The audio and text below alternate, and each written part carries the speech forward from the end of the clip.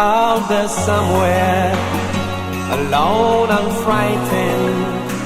Today it's me, tomorrow someone else. The Ugandan singer Philly Bongole Lutaya dedicated his song Alone and Frightened to all those that lost the battle to AIDS like he did himself in 1989. At the time, the epidemic of slim disease was sweeping over Africa, leaving families, nations and communities stuck in poverty and devastation. A positive HIV test was a sure death sentence, as only very few could get the life-saving antiretroviral treatment, which was available in the affluent parts of the world. Today it's me, tomorrow someone else.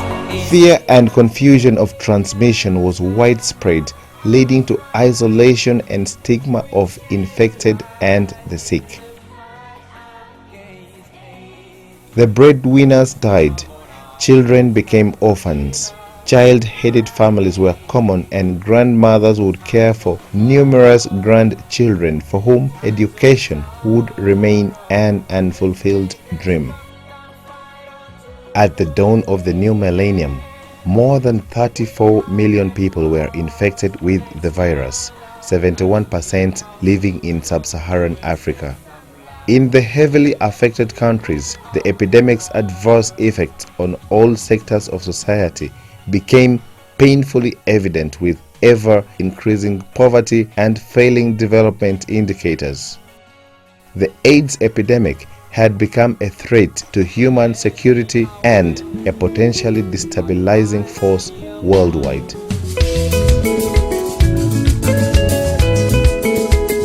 Let me take you to Mbuya, a neighborhood on the outskirts of Uganda's capital Kampala, to meet some people with a story to share. At that time, to hear that you are sick, it is like another military police coming to pick you. I got so worried when I heard that I'm sick. I said, it's me, I'm sick. How? I used to be just in the house, worried. I stayed almost for 2 years without work. I have a family. See? So that's where my worry came. Because I was fearing, how will they feed? At that time, I had no even a single, I had no where to sleep. And I had to fear so much. We are living in a bad state, me and my family. We were in one single room like this. We are sleeping in that same room with my children. So we had nothing to eat, no money to develop, no money to take us to the hospital, and we were living a bad life. I felt so bad at first, and I thought of one thing: if I could die, I could die. Yeah, it was in my mind. I thought, but then when I was planning to do it, I remembered my son, that Emma, and my cousin Lillian. Then I said, now I'm going to leave them with who? That was 1989, when my husband started falling sick on and off. And he used to tell me that, where I'm working, they're bewitching me. So in 1990 is when he passed away. Because by the time I was still bedridden, I remember my sister came from the village. When she came from the village, she said, now Jane, you see you are very sick. You are going to die. You see these children are young. You don't have food in the house. You are going to die together with your children. Let us go back to the village. I said, my sister, I'm not going to the village because nothing I will get there unless when you are taking me to die. Now after some time, that was 89. Then he falls very sick in December. When he fell sick, he went for a test. And that test in Mulago, when they gave it to him, He didn't want to read it, but I opened it. I was on the veranda. It was positive. When I told him that I've seen the results are positive, now it seems we are dead. But in 93 is when these people said, how? My relative, the relatives of my husband, his follower, outside there. So they thought, and whoever died of AIDS, the wife has to follow. Now this one thought, what do we do for this woman? That is now in 93. 93. The other, my brother-in-law hired a soldier to come and do what? And kill me plus the children. My mother died when I was just 9 years, and we were taken by our father. We lived with our dad until when he died. He died when I was 13 years, and it's me who took care of him when he was sick. So I stopped studying. Abandoned me. Their father abandoned me. And I was 6 months pregnant. And when I was giving birth to my 3 children, he don't want me to go in any hospital. When I have flu, he take me to clinic. When I have headache, he bring Panadol. In the house, he don't want me to go anywhere. But I could not even think that the man is sick. He don't want me to discover. I cannot think of that. I was just there blind. There were 3 children who passed away. For my late husband, who also passed away in 2001. During that time, I had already tested for HIV because I came to know my status after the death of our last born. And when I know it, it was so painful to me. I had so many thoughts, but I had nothing to do. And even the children whom I had, there was no way they would come up. I knew that I was going to leave them. Imagine the one who was 2 years. So I was really worried of them and said that when I die, how are these children going to grow? I had developed a swelling on my right cheek. And as if that was not enough, when my wife learned of it, she deserted my family, leaving me with children, among whom was a few months old baby. I felt bad because we had just lost a brother and a sister to the disease. And especially my mother was so worried because she also knew I was going to die. Now losing 3 people in the same family was something very, very bad for her. My CD4 was also assessed at Murago before I could start the ARVs. And my CD4 was 4, only 4. And I smelled grave. I really smelled grave. That's right. In 2003, the grave was very near for Stephen and the other people you have met. They were all part of Reach Out Mbuya Parish HIV/AIDS program, where they were helped with basic medicines, food and social support, and a community of fellow clients. All good, but it could not keep them alive. The world community recognized that reversing the global HIV epidemic is instrumental to progress in development. Combating HIV/AIDS was included in the United Nations Millennium Development Goals signed by all nations in September 2000.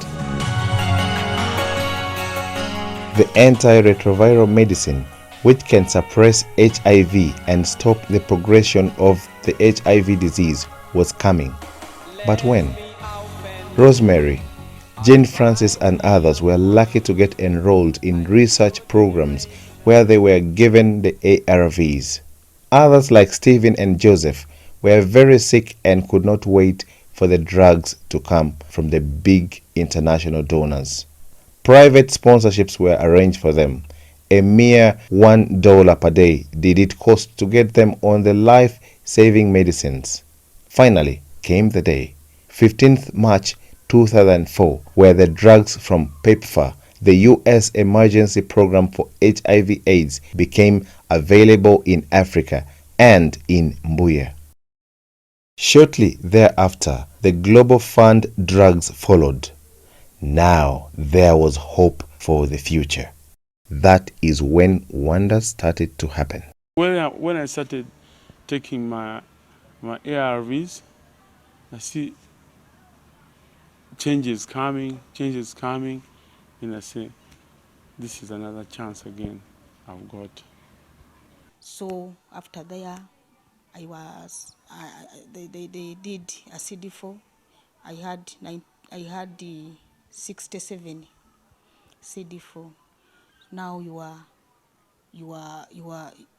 going to start. But it was coming to very late evening. So she was like, oh, we start tomorrow. I said, no, doctor, I'm not leaving this place before I start. Because as you look at me like this, I can't even walk a long distance. I'm very weak. Immediately, the doctor was kind. They started me. That was 2000, and on 15th March 2004 is when I started. I was tested and found positive, and when they checked the CD4, it was 1. So I was put on medication on ARVs, and I took ARVs. Within 3 months, I started walking, and I was given work, and the life continued. So I went back to school to pursue my bachelor's degree, which had already stopped before because I was sickly. I used to advise my fellow patients that it's not all about that you have AIDS, the AIDS kills, but if I can take you back and try to share with you my life testimony, it was horrible. It was horrible. Because most of them would come when they are very desperate. I used to encourage them. I used to give them hope.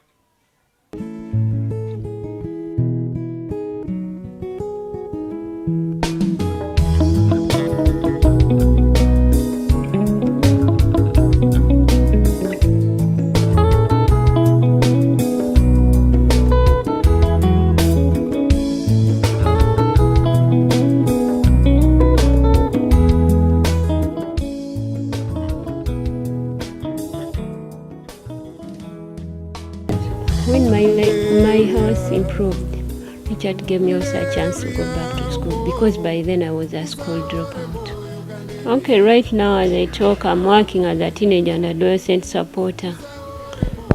When I'm helping children to improve on their adherence, I try to find out what could be the reason as to why they are not taking their medicine very well. So our child is negative, and she's so good, and she's so beautiful, and everybody loves her. She's so active in the class. Me, I always disclose my status with everybody. I have no fear because I'm happy. Yeah. I'm happy, and I thank God for that, being that I'm still alive. And I know that God has to keep me, because the only prayer I ask him, I have to see the granddaughter of my daughter.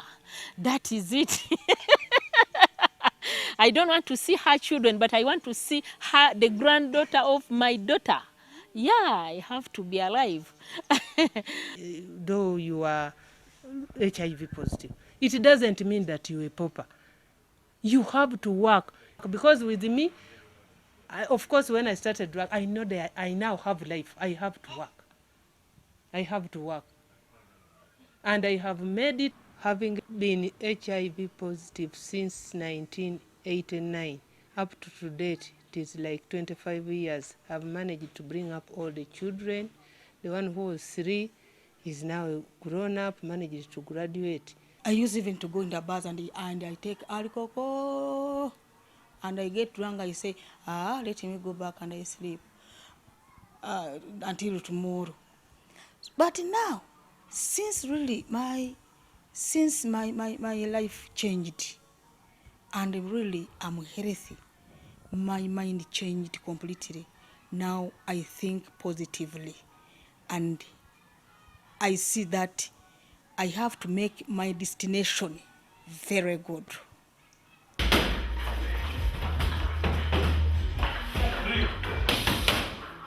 I've gone back to my duties. I went back to boxing. I went to the course. I'm now coaching them, the boys. Even I'm the assistant coach in the national team. Always, when we are starting the training and after training, I call them to sit down. I give them some piece of advice I have. I always tell them, you people, I'm not training you to go and beat people. Yeah, I'm here to giving you some little what I know to train you to go and box, not to go and fight people on the way. A good boxer have to be having a discipline. A good boxer, you shouldn't go, you shouldn't smoke, you shouldn't talk pombe waragi, and they listen. Yeah, my family is now looking better. You can see my wife, she's beautiful. All my children are okay. The 4 of them have gone to school. They are looking much better. Yeah. And also when my CD4 was diagnosed, I repeated this, it was 04. But right now my CD4 is now 1025. And on that day that I got the results last year from reception, I came and shared with her. And we had some little money in the house. And we bought chicken for my people to celebrate with my people. Because it was great. It was great. From 04 to 1025. And it had been actually gradually moving. So I'm aiming at 2000, if possible. If possible. I don't know if I will make it, but if I don't, if that is too much, then I would aim at 1500. What is that? God has given me a baby boy who is negative. I want to continue taking my drugs so that I take care of my baby on my own until he grow up. Yeah, what makes me to keep on going on is because of my children. They are growing well and they are studying and they are taking their medicine very well. I will stay like this until my children finish their education, they begin working, they get a job, and they buy land, and we keep on staying like that. Last year in 2013, I took another course. It was 1 year, it was 2012 and 2013. I took a course in business administration, and I also got a certificate in it. I graduated. And now I'm owning a business with mobile money. I issue cash and I receive cash. It's like a small bank. I'm now the chairperson, stroke secretary of the group saving loan. The group is comprising of 30 ladies, and since it is now 3 years since we started it, and ladies have developed. Their businesses have grown, and it is really helping us. And I'm happy to be the chairperson. And I learned that through the business course which I did. I'm so grateful. I'm happy with my life. And now I feel I will live, and I'm not going to die. No, I will not. I'm not going to die. No. Today is me, tomorrow someone else. It's me and you, we gotta stand out and fight. I would like to thank my donors who did this for me and everybody who is affected with the disease. That long live. Because I can now do everything. Continue, I beg you to continue helping the Ugandans. We really need the drugs.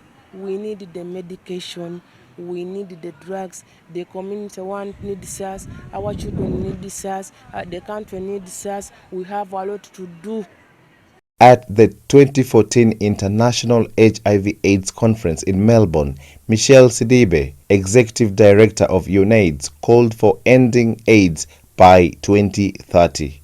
Globally, the AIDS response has averted 10 million new infections since 2002 and avoided more than 7 million deaths, and 14 million people are on life-saving HIV treatment. What a collective achievement. But there are still too many left behind. The people who are living with HIV, there are many. There is no medicine, there is no schools. You can see all the day the children are roaming around, they don't go to school. They need so many help and assistance. Ensuring treatment and support for people living with HIV/AIDS has kept families together, allowed children to be educated, and strengthened the communities. An excellent and cost-effective investment in development. But there are still close to 19 million people in need of treatment. They are the groups most difficult to reach, the very poor on the margins of our societies, and those living with little access to services.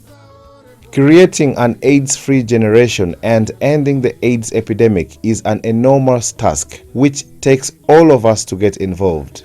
AIDS affects us all. We must work together, and there will be no room for stigma, denial, and complacency.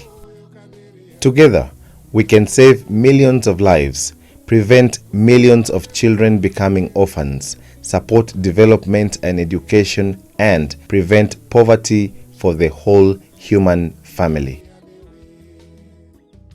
That is how I have managed to live with HIV/AIDS, by encouraging others, restore hope in them, in rural areas, in urban areas, and if I get chance, really, I feel like if I get chance, I could move over in the nations and the nations so that I can preach that gospel of living with HIV/AIDS.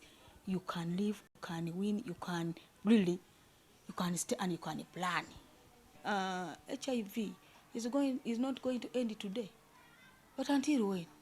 But the people are still going on, dying. So really, let us come out and we give a hand.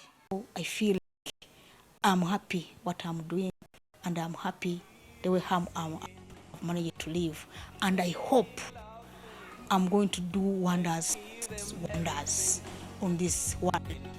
Yeah, before I leave. Take the message, cross the frontier, break the barrier, we'll fight together. The doors are open, we'll lead the struggle. We won't bow down, the defeat will fight on. Today is me.